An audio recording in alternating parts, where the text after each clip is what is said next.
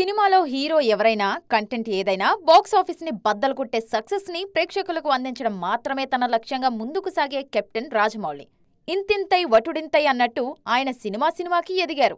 ఆయనతో పాటు Telugu cinema market range ని కూడా పెంచారు.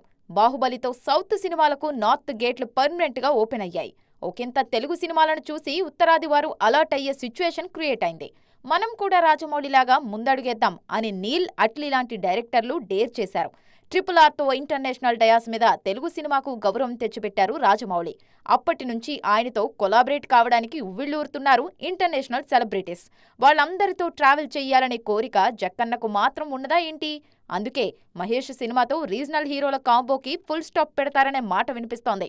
SSMB 29 కోసం ఓ OTT సంస్థతో భారీ డీల్ కుదుర్చుకున్నారట జక్కన్న. అందుకే సినిమా ప్రోగ్రెస్ కి సంబంధించి చిన్న పిక్ కూడా లీక్ చేయడం లేదట. దాదాపు 72 దేశాల్లో ఈ సినిమాను రిలీజ్ చేయడానికి రెడీ అవుతోంది సదరు OTT. అంత రిలీజ్ చూశాక, ఆ రేంజ్ అప్లాజ్ అందుకున్నాక జక్కన్న రీజనల్ హీరోలతో సినిమా చేస్తారనే ఆశలు లేవంటున్నారు క్రిటిక్స్.